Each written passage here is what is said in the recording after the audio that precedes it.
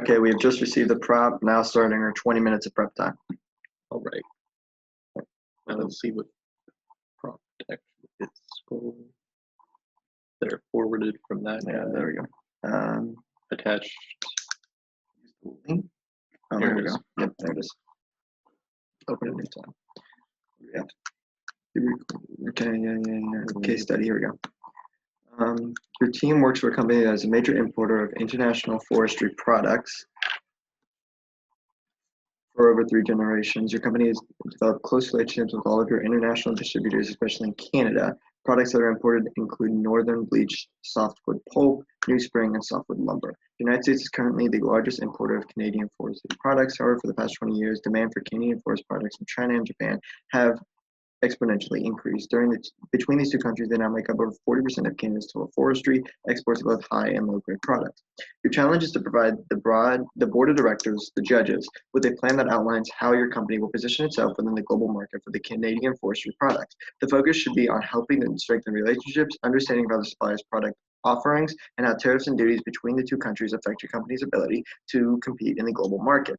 You will need examples of past and current trade agreements, explain what cultural differences provide alternative solutions if possible. The work will be judged by how well the plan focuses on the sound, industry-tested models, and global business theories.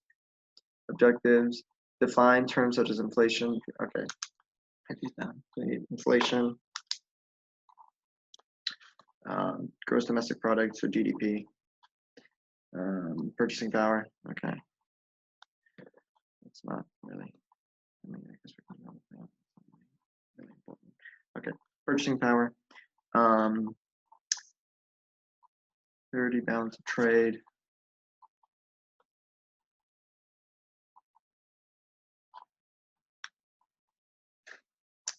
Foreign debt and cost of living.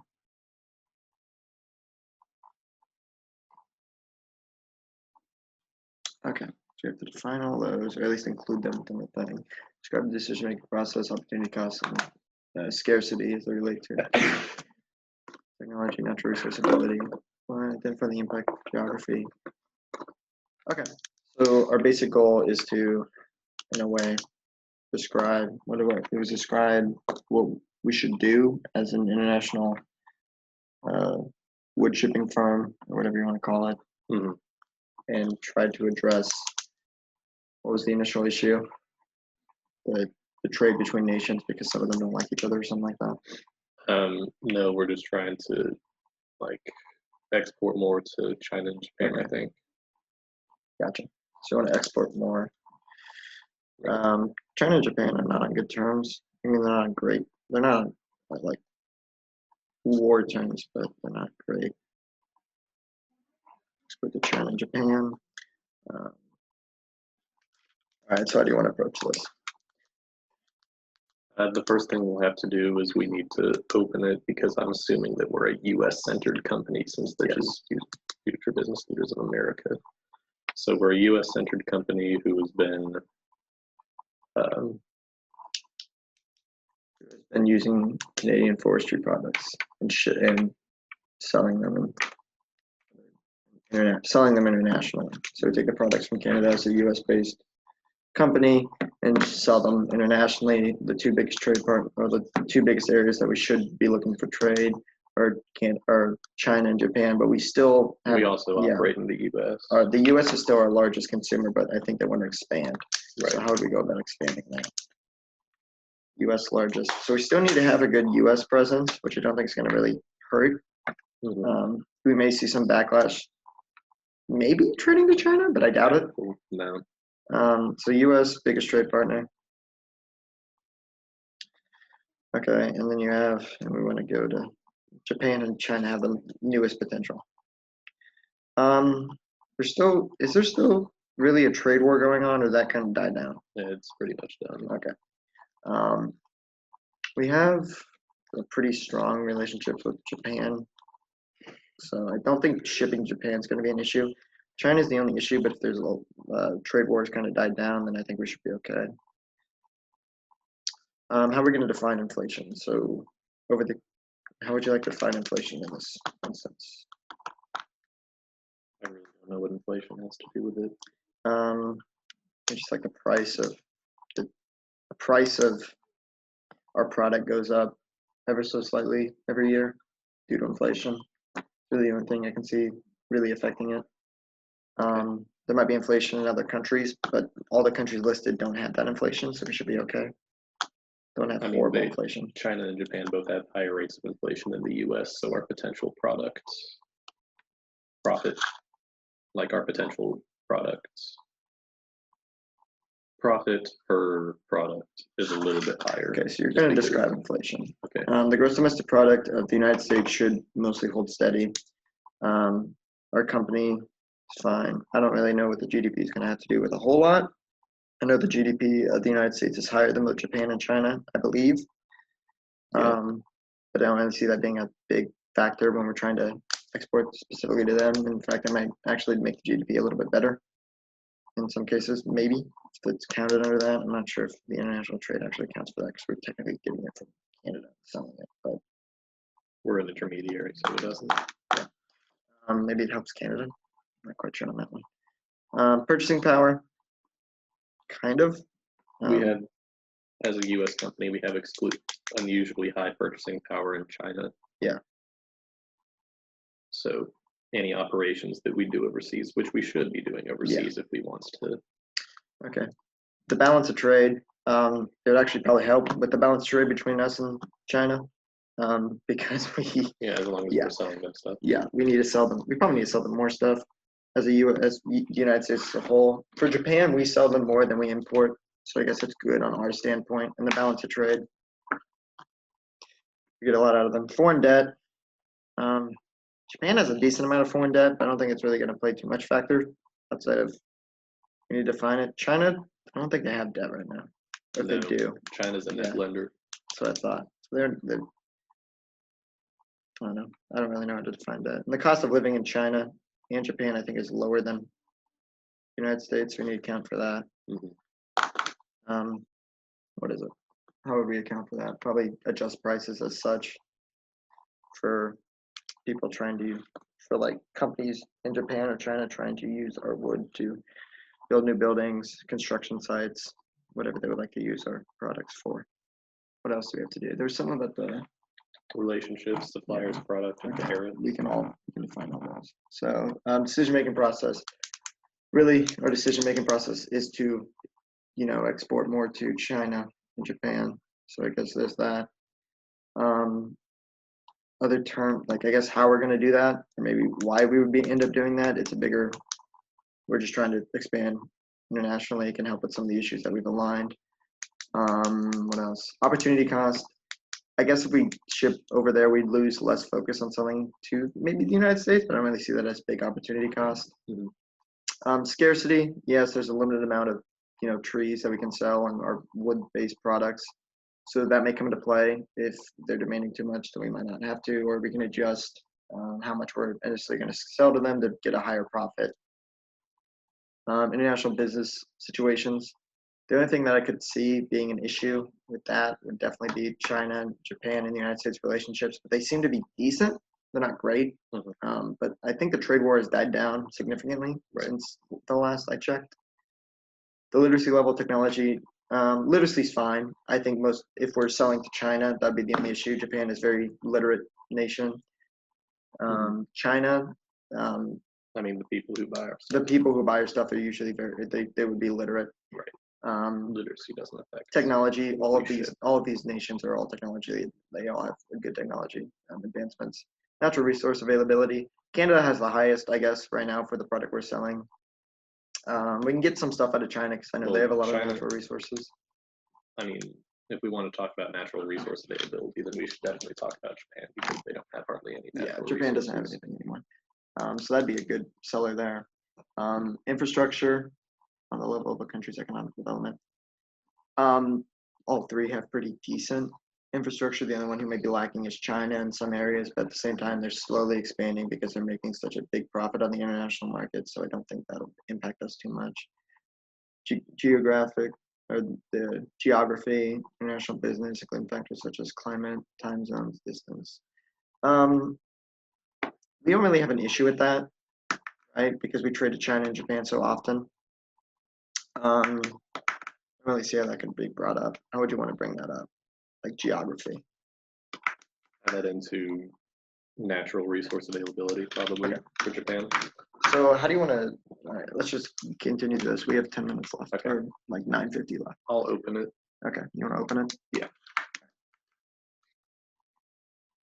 Identify the impact of geography.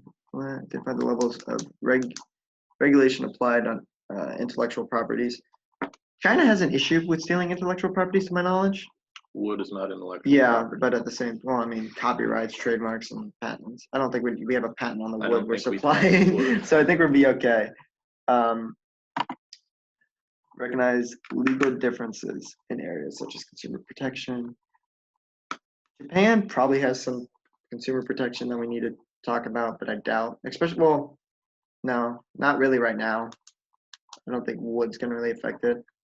China, selling to China, they may have some, no, because we're not getting anything in return. So yeah, I don't think that really plays into a big effect of the legal differences when it comes to consumer product guidelines, labor laws, especially in China because they don't really have too many of those right now. Japan's very similar to the U.S., and because we're a U.S.-based company selling to the United States, we have that type of experience with those legal differences. So I believe that, well, with a similar legal restraints, so I think we'll be okay there. All right, so what part of this speech are you going to be talking about? I need to know what. I'm going to open it up and just transition, like, I'll address relations, suppliers, product. I'm not addressing tariffs yet. Okay. I'm going to say GDP, inflation. I'll also cover geography and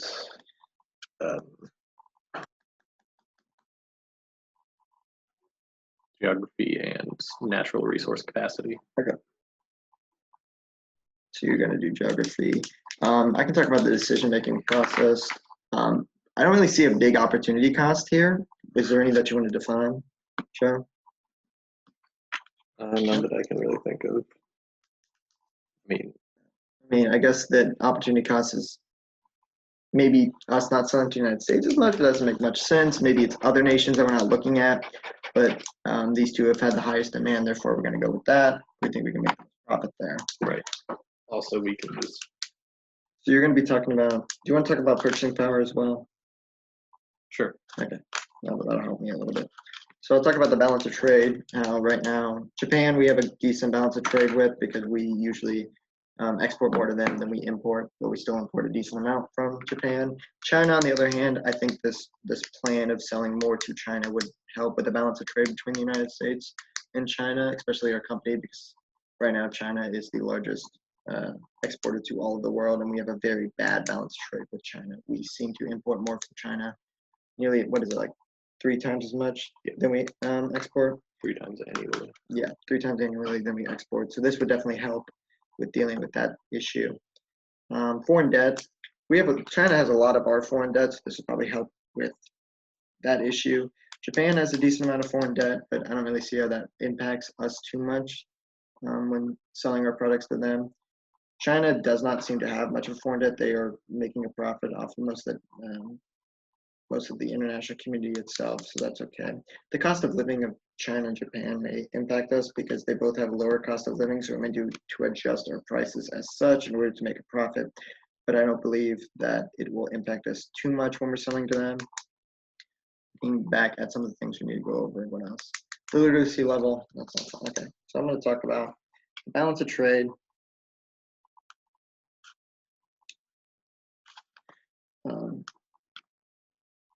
Foreign debt. China is 3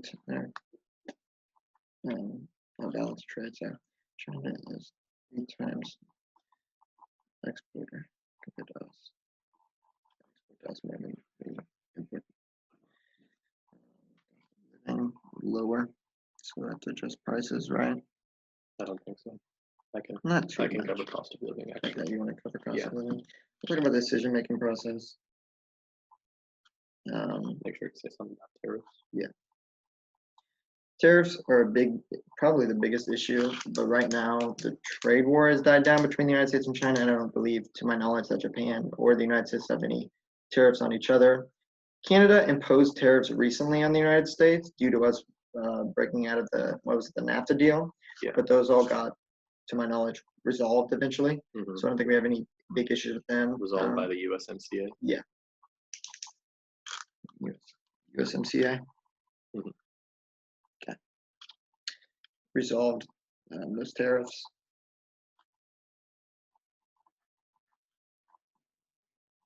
The only other impact we should probably bring up is coronavirus. Less people are willing to build and be outside and be in contact with each other, specifically here in the United States. I believe it's getting better over in Asia, though, to where they're actually being able to do stuff without the issues of corona, to my knowledge. So that's, I can bring that up. Okay. What else? Climate, time zones, distance. We're very used. I mean, we're kind of a new company coming into this, but we can definitely get a lot of experience with the issues of trade because we do it so often. The other thing, well, how do you want to tackle that? Like, how, as a new company who's just now going to be shipping to China and Japan, how do you want to tackle some of the international shipping issues? We have 3 minutes and 35 seconds remaining. I mean, there aren't a ton of international shipping issues. I think the only thing that we would really have to overcome is the slightly longer delay just because of coronavirus, but we can manage that.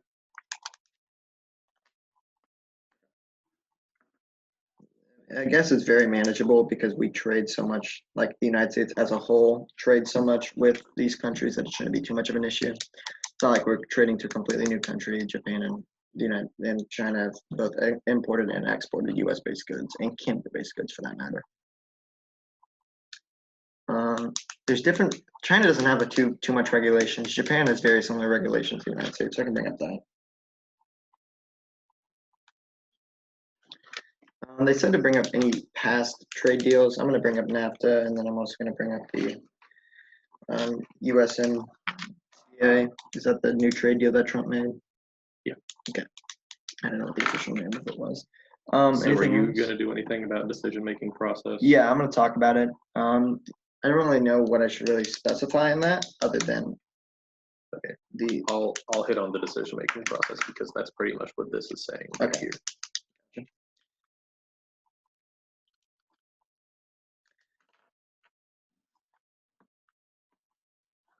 Okay, so you're going to go over. Okay, I think we got it.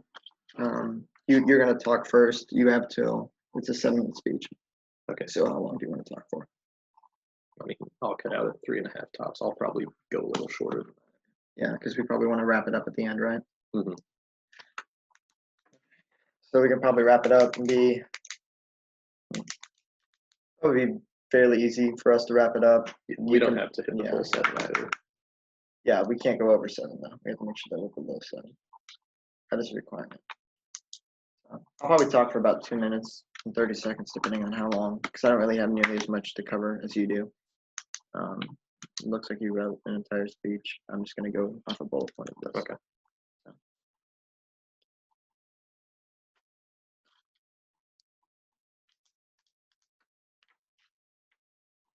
I'll just try to pick up where you left off. How much time do we have left? We have 1 minute and 5 seconds left. 5 seconds remaining.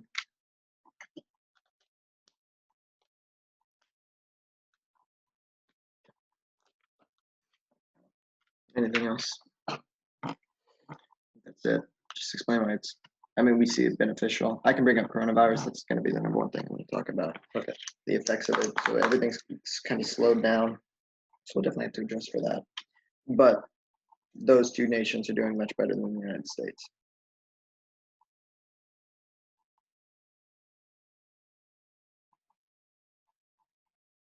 I believe the United States is the leading nation when it comes to coronavirus cases. Yeah. And we've had that for like a month and a half, or maybe longer. We have 15 seconds remaining now. So we're going to begin our presentation relatively shortly. Go to here. Okay. 3, 2, 1. That is our elapsed prep 20 time. minutes prep. We are now going to begin the presentation time of 7 minutes. Joseph, are you ready? Yep. We are starting now. For the last 3 generations, our company has fostered strong relations between Canadian suppliers and American buyers. However, as global markets shift and expand, it becomes apparent that bilateral relations leave too much on the table for our company. Alton and I are grateful to have this opportunity to present in front of you today what we propose to be the plan of action that your company takes in order to ensure that it's not leaving as much on the table as it has been in the past. Part of the decision-making process, the issue that was first brought to us was how much Canadian lumber and lumber products China and Japan both buy as compared to the United States. And while the United States has been a wonderful trade partner in the past and will continue to be in the future, neglecting to increase our trade between China and Japan as well leaves far too much on the table for you as investors and as business owners especially. China and Japan both have very vibrant and growing markets highlighted by increased GDP every year since about 1980s and a very healthy rate of inflation compared to the United States, which has slow rates of inflation and also slow growth in GDP, especially if you want to look at the per capita GDP in the United States. And while I'm not going to tell you that the United States economy is bad, but we have to look towards the fact that there is an exponential growth in markets in China and Japan, and continuing to trade with the US is definitely something we'll continue doing. There won't be a ton of opportunity cost there, but looking towards the future, the best steps to make for your company are going to be steps towards what's going to be best for you in the future and towards those growing markets. Industry in both of these countries is driven almost exclusively by foreign trade, and both cultures emphasize the importance of personalized business. Personalized business is something that you all have been doing well for the last 3 generations, and just because you're going to be crossing political boundaries does not mean that your ability to conduct foreign business is going to be any less significant and any more effective. Unfortunately, in order to create those ties, some people are going to have to go over and start fostering that. But fortunately for you, it's going to be a lot more financially viable to do in those countries versus in the United States, considering the fact that purchasing power parity for our currency versus theirs makes ours a lot more powerful. So it's going to cost a little bit less to us, like cognitively, than it actually would have to go in the United States. Furthermore, the cost of living in both of these countries is significantly lower than what it is in the United States. So to allow us to have people going over to these countries and forging those personalized relationships is going to be very economically efficient to you. And not only that, but it's going to yield significant returns in the long run. Not only that, but the geography of the area is very favorable to our company, especially the geography of Japan. They don't have nearly enough lumber to supply the continuously growing economy that they have. Neither does China, just because they have a very difficult time getting stuff from mainland China to the coastal cities that are very large because of the mountains. We don't have that issue. We're going to be shipping over water. We have a lot of great ways to actually make those contacts, and I think Alton would like to bring that up now. Yeah, so looking at the objectives of what our company is trying to do over in these international, other nations and through the international market, we first need to look towards the balance of trade between both the United States that it has with Japan and with China. And the number one thing that we need to take away from this is that right now, when comparatively looking at Japan and the United States, we have a good balance of trade. We export and import nearly as much as the other nation does in that relationship.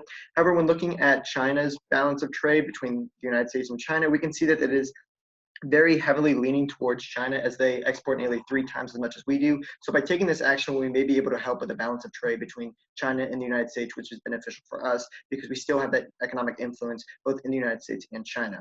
We're looking at the foreign debt between these 2 nations. The number one thing that you need to realize is that Japan has a very similar foreign debt to what we have. They are very similar to us economically, not nearly as powerful, but they have the same structure base as we do. When it comes to China, their foreign debt is not as prevalent within their nation, so they don't have that issue of spending money right now compared to Japan. So we would see more of a profit probably in China than we would Japan, but both of them have various needs that we are trying to meet in order for us to increase our profit. When looking at some of the trade deals that have been made within the past and maybe some tariffs, the only issues that we saw was once the United States opted out of the NAFTA deal between Mexico and Canada.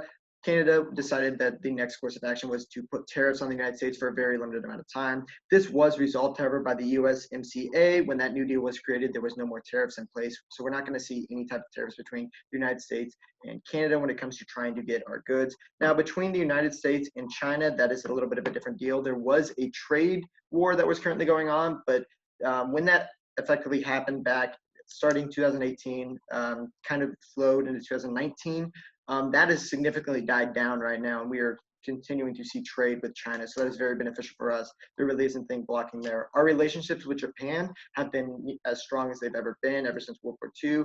We have inevitably been continuing to trade with them. There hasn't been very many economic issues or tariffs that are just going to stop us from making this profit. So both of those nations don't really have too much issue with us. The only one that may would be China, but that is slowly but surely growing to be a healthy relationship. Looking more to what's going on in the world today, specifically coronavirus and how that's going to affect our international business, we're going to see the main effect of it is that most of our products or maybe our shipping lanes may be a little bit slowed down to coronavirus and all of the extra measures that they're going to take in order to make sure everything is safe and is being transported in a safe manner. That in itself won't hurt our profit nearly as much. The only thing that we're going to have to adapt to is maybe some slower returns whenever that money comes in town. It comes back to us, but inevitably you're not going to see too much because the same amount of profit is going to be there.